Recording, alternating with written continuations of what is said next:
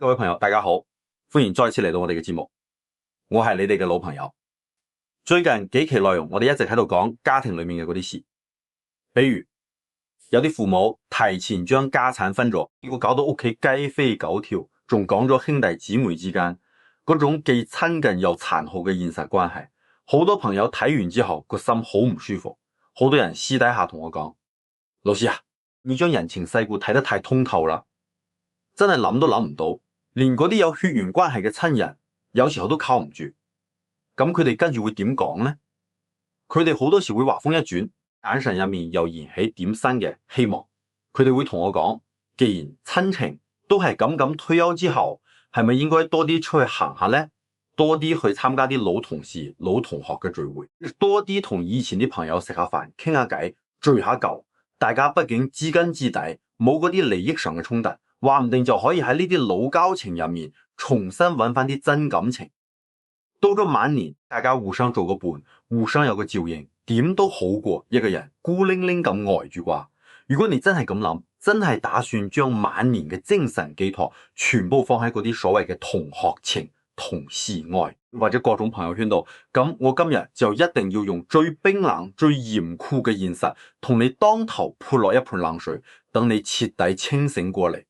我哋由細就好似俾人灌咗個觀念，喺屋企靠父母，出門口靠朋友，多個朋友多條路啊嘛。喺你後生嗰陣，要喺社會上打拼，要見世面，要組建自己嘅人脈網絡，呢句說話或者有佢嘅道理。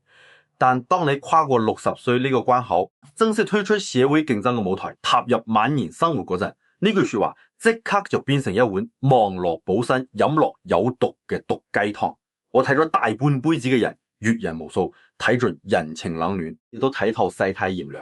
今日我就實實在在話俾你聽一個社會真相：人到晚年最無用、最嘥時間、最嘥精神，甚至最節損福氣嘅一樣嘢，就係嗰啲所謂嘅無效社交。好多老人家一旦從工作崗台上退落嚟，個心突然間就覺得空咗，覺得特別寂寞，於是就每日早早起身喺各個群度發嗰啲早晨嘅圖片，每個週末都要執到自己齊齊整整，去揾嗰啲10年8年都冇見過面嘅老同學、老同事去食一餐睇落好熱鬧嘅飯。你以為你咁樣係維繫緊感情、重溫緊青春歲月啊？錯，簡直錯得好離譜。你只不過係主動行入咗一個外表光鮮亮麗、內裏虛榮攀比嘅名利場。你係主動將自己送上門去受氣、去做陪襯、去幫人哋做免費嘅捧場觀眾。今日我一定要同大家講一句最實在嘅說話：中國人嘅晚年精力係非常寶貴嘅。除咗病咗要住院，除咗嗰啲冇辦法自理嘅日子，你每日行得走得、食得瞓得嘅時間係個天上賜俾你噶，真係唔多啦。呢當中有啲朋友你死都唔使再見，每日響唔停嘅各種好友群、舊街坊群、老同事群，你越早退出，你晚年嘅命數就越好，你嘅壽命就越長。各位朋友，今日呢期節目有啲長，但我請你一定要揾個舒服嘅地方，耐心坐低，靜落心聽晒佢。聽完之後，你喺個心度默默咁對號入座，睇下你身邊到底有冇呢3種人。如果有睇完今日呢期內容，即刻去將呢啲人拉黑。先講第一種人，就係將聚會當成名利場，一開口除咗炫耀就係攀比嘅人。人到晚年，第一種死都唔使再見嘅人，亦係你最可能遇到嘅人，就係嗰啲特別中意攀比，一開口就炫耀自己過得有幾好嘅老同學同老同事。等我同你還原一個最真實嘅場景，大家幾十年冇見啦，突然間有一日有人喺群度提議啦：哎呀，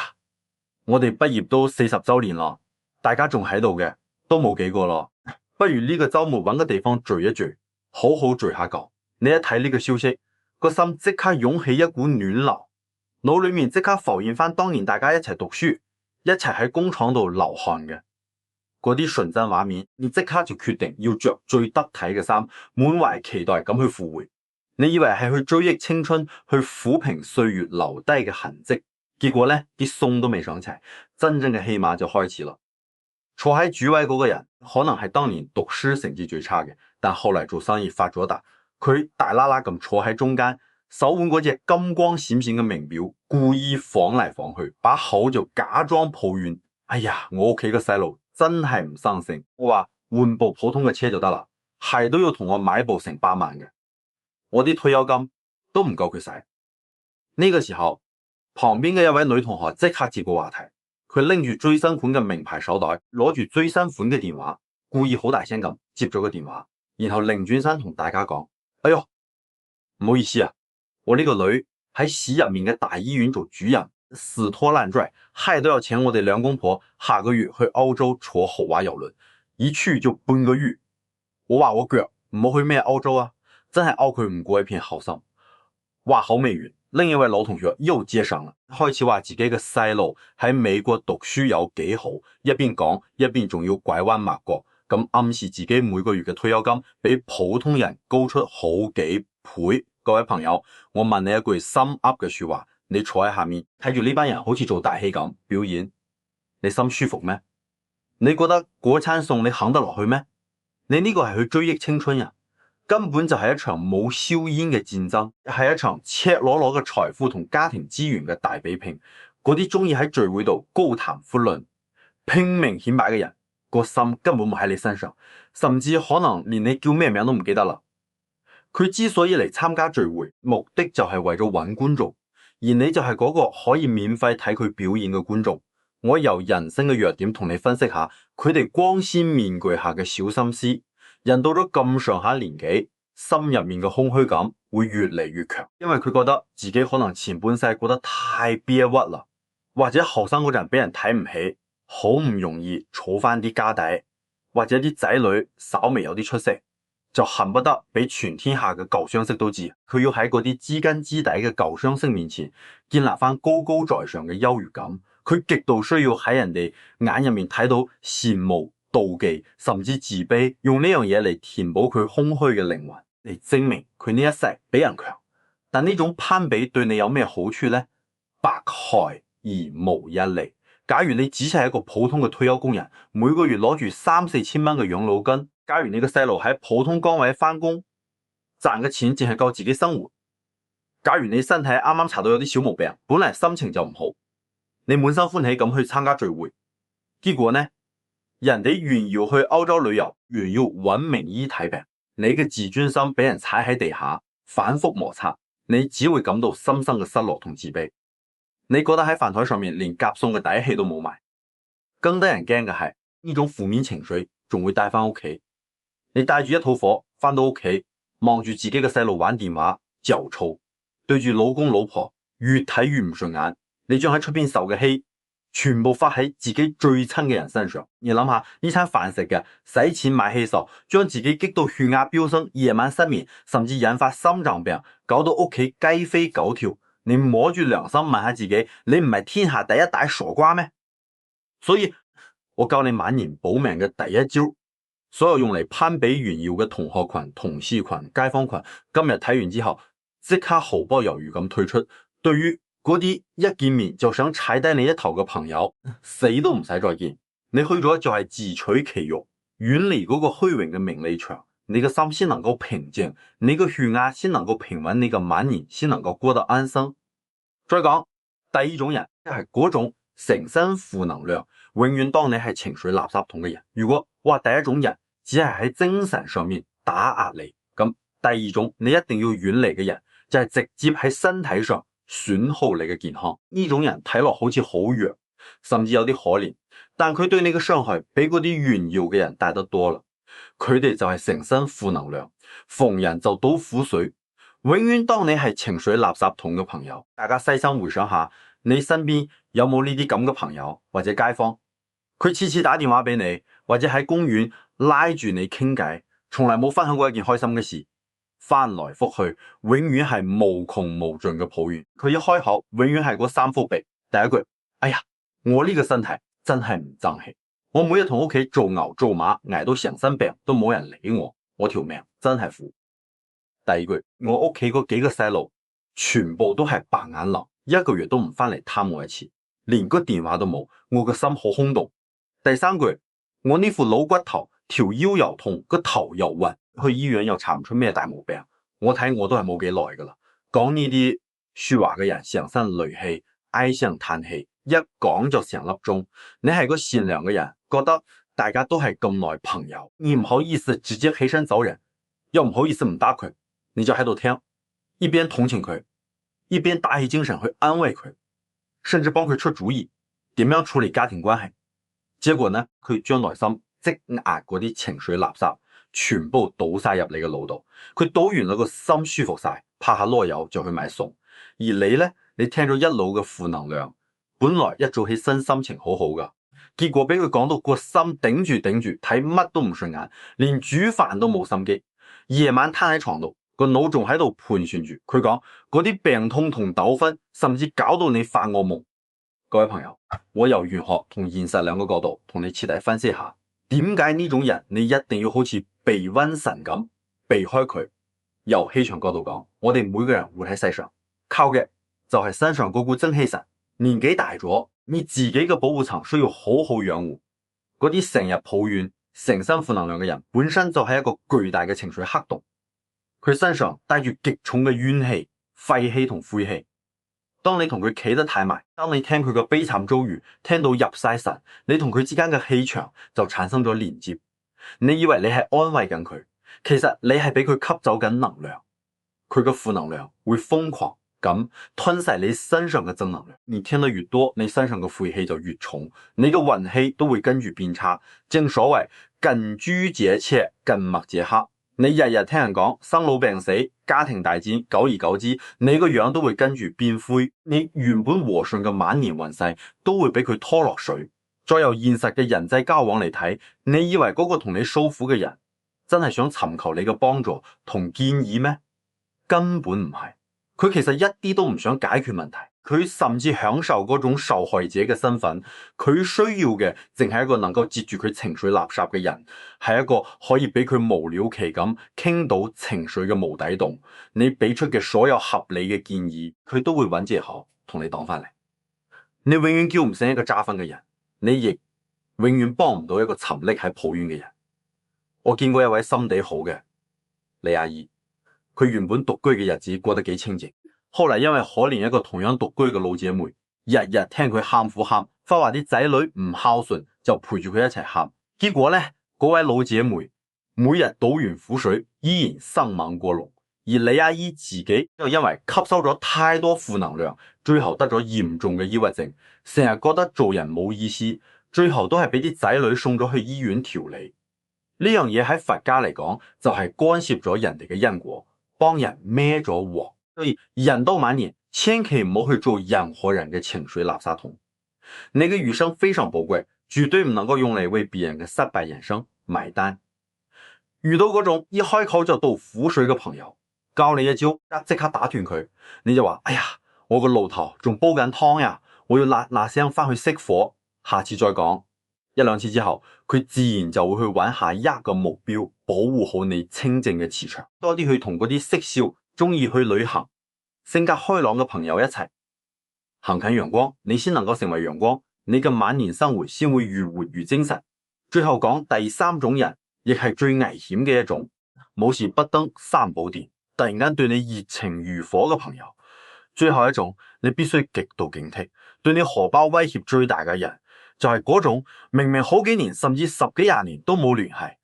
但突然間殺出嚟對你表現得分外熱情嘅朋友或者老同事。如果你邊日突然間收到條信息或者接到個陌生電話，開口就話：老張啊，哎呀，好耐冇見啦，你最近身體幾好啊嘛？仲記唔記得我呀？我係邊個呀？30年前我哋同一個車間做過嘢噶，我最近咁啱路過你嗰度，想約你出嚟飲個早茶，我請你。點都要嚟啊！各位朋友，你同我聽清楚啦，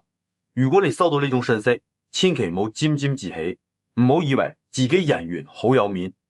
更加唔好天真咁以為人哋真係發夢見到你。先諗起呢段感人嘅舊情。喺呢個咁現實嘅社會入面，請你牢牢記住一條鐵律：無事獻殷勤，非奸即盜。咁多年唔聯繫，一開口必定係有所求。嗰個幾年後，由通訊錄最大挖翻你出嚟嘅所謂老朋友，99.9%絕對唔係懷念緊過去呢，本質上就係一場有預謀嘅行動。佢係睇中咗你晚年嗰筆資產，佢突然間出現，無非係為咗以下3個最現實、最陰濕嘅目的。第一個目的借錢，呢個係最常見嘅一樣。佢可能喺出邊爭落成身債，可能俾網絡詐騙呃晒啲身家，或者因為盲目投資生意失敗而破產。佢身邊啲親戚熟人已經俾佢借暈晒，甚至一早已經將佢拉黑，佢走投無路。嗰陣突然間諗起你呢個老實人，佢覺得你退咗休，手頭肯定儲埋一筆幾十萬嘅養老金或者棺材本，於是佢就扯住幾十年老交情呢面企嚟打你銀包嘅主意。一餐飯落嚟，幾杯酒落肚，佢就開始眼濕濕咁喊苦忽，話自己有幾慘，老婆病咗，或者生意俾拍檔跣咗一鑊，就求你借5萬8萬俾佢救命，仲發晒誓話下個月就連本帶利還俾你。你一心軟將錢俾咗出去，我敢用我幾十年嘅閱歷來擔保你，呢筆錢絕對係肉包子打狗，有去冇回頭。等你想要去追債嗰陣，連人影都揾唔到啦。第二個目的，精準營銷。好多老人家手頭有啲閒錢，又特別注重養生，呢樣嘢喺嗰啲做傳銷、做保健品推銷嘅人眼入面，就係一嚟散發住香味嘅肥豬肉。你嘅老朋友可能已經加入咗啲唔三唔四嘅推銷組織，佢嚟埋你身，先係對你噓寒問暖，送啲小禮品，用感情嚟揼實你，然後就開始同你洗腦。你話你面色唔好，就係因為冇保養。邊個就係因為突然中風走咗，然後順勢同你推銷，嗰種成本得幾百蚊，佢要賣你幾萬蚊嘅神藥，或者包醫百病嘅保健儀器。嗰個所謂嘅老朋友喺錢嘅面前，早就將情誼拋到九霄雲外啦。第三個目的，派紅色炸彈。呢種情況雖然唔會令你傾家蕩產，但都絕對惡頂。10幾年冇聯繫，突然間發張帖過嚟話，老張啊，下個月初8我個仔結婚，或者我個孫擺滿月酒喺某大酒店，你點都要嚟同我高興下呀。望落係叫你開心，其實係當你提款機，佢根本唔在乎你幾多歲，只在乎你嗰份人情到唔到位。你去到照住最低標準都要封個大紅包，然後大家各自食完飯就走人，再過10年都唔會有任何交集，你呢筆錢就只係掟落鹹水海，連個響都聽唔到。面對呢啲來者不善嘅朋友，好多老人家會上當，就係因為死要面活受罪，覺得大家相識一場，人哋客客氣氣請你食飯，你唔可以顯得太無情，所以就算個心唔情願，都只能攞錢出嚟。各位朋友，你就唔好再為難自己啦。你到呢把年紀，半自身都入咗肚咯，面子可以當飯食咩？面子可以令你心安咩？塊面有時就係呢個世界上最唔值錢嘅嘢。對嗰啲冇事不登三寶殿嘅人，你記住，喺佢講出目的之後，你只需要回覆3個字，唔合適，後果斷將佢拉黑。你唔需要覺得唔好意思，更加唔需要有任何心理負擔，因為一個算計緊你嗰筆養老錢嘅所謂朋友喺揾你嗰陣，個心就冇當你係一回事。你個心一定要有把利劍，果斷斬斷呢啲爛鬼關係，守住咗你嘅銀包，就係守住咗你晚年安身立命嘅根本。講到這裏，可能好多老人家嘅心會感到一絲寒意，甚至有啲驚。大家可能會問，照你咁講，同學聚會唔去啦，成日抱怨嘅朋友又唔理啦，想嚟借錢嘅朋友又拉黑埋，咁我啲老朋友一個都冇晒，我豈唔係變咗孤家寡人？一個人食飯，一個人行街，身邊連個講嘢嘅伴都冇，嗰種日子會幾咁孤獨，幾咁淒涼呀！各位朋友，呢個就係今日呢期節目最核心、最有深度嘅地方啦。今日我就要幫你徹底打爛呢個思想包袱，重新定義咩先係真正嘅好命。人到晚年真正嘅福氣，絕對唔係你手機裏面有幾千個聯絡人，絕對唔係你日日都有飯局，亦都絕對唔係你身邊永遠圍住一班吱吱喳喳嘅人，嗰啲叫喧鬧，叫表面繁榮，嗰啲唔叫幸福，嗰啲叫消耗。真正高級嘅晚年生活叫高質量嘅獨處。當你下定決心退咗出嗰啲烏煙瘴氣嘅同學群，拉黑咗嗰啲淨係識散發負能量嘅人，當斬斷咗嗰啲總喺度算計你嘅所謂朋友。起初嗰幾日你可能會覺得有啲唔係好習慣，接手總想撥弄下個電話，但係過唔到1個禮拜，你就會體驗到一種前所未有嘅強烈到爆嘅爽快感。你會發現呢個世界突然間變得無比清靜，無比通透，你再都唔使為咗迎合人哋嘅話題而強顏歡笑，你再都唔使因為聽到人哋炫耀仔女而自己喺度生悶氣，你再都唔使每日提心吊膽怕人哋又嚟問你借錢，你再都唔使將大把嘅退休金嘥喺嗰啲毫無意義嘅應酬上面，你將你餘生嘅時間同金錢完完全全咁收翻嚟，牢牢掌握喺你自己手度。嗰個時候，你每日嘅生活係點樣嘅呢？朝早瞓到自然醒，唔使理任何人嘅訊息，自己動手煮碗白粥，整兩味小菜，然後去公園度悠然咁打套太極，唞下新鮮空氣，之後去街市買條自己最中意食嘅魚，買紮最新鮮嘅菜，翻到屋企同老伴兩個人簡簡單單、清清靜靜咁食餐飯。晏晝你坐喺陽台張搖椅度沖壺靚茶，陽光暖暖咁照喺你身上，你可以聽段經典嘅老粵曲，可以揭下買咗好耐都冇時間睇嘅書，甚至你可以乜都唔諗，就咁閉目養神，感受住微風掃過面頰，你嘅心無比平靜，就好似一面冇波紋嘅湖水，冇任何外界嘅風浪可以騷擾到你嘅磁場，冇任何閒雜嘅人同時可以消耗你嘅能量，你開始真正感受到自己掌控自己生活嗰種踏實感，呢種唔需要向外索取認同，完全自我滿足嘅境界，就係古人所講嘅清福，係真正嘅享清福。有位智人講過，只有當一個人獨處嘅時候，佢先可以完全成為自己。一個唔中意獨處嘅人，往往都唔熱愛自由，因為只有當一個人獨處嘅時候，佢先係自由嘅。所以各位朋友唔使驚孤獨，高質量嘅孤獨係個天送俾晚年之人最珍貴嘅禮物，係令你靈魂升華嘅修煉場。人到晚年，越係獨來獨往，越係六根清淨，你嘅精氣神就越足，你條命就越好，你嘅福氣就越深，你嘅壽數亦都會越長，你先能夠真正活成一個刀槍不入、百毒不侵嘅無敵之人。如果今日呢番說話句句都講中咗你嘅心坎，你覺得我幫你斬斷咗嗰啲爛鬼關係，令你嘅心重歸平靜，咁呢，我想請你幫我做兩件事。第一，長按個讚好仔，等呢份清醒嘅智慧可以傳播俾更多仲喺無效社交裏面掙扎嘅朋友。第二，將呢期內容轉發去你嘅朋友圈，或者發俾你嘅老伴睇下，等我哋一齊學識享受高級嘅獨處。祝大家晚年生活清靜安康，有錢有閒，獨來獨往，百毒不侵。我哋下期節目不見不散，祝你平安。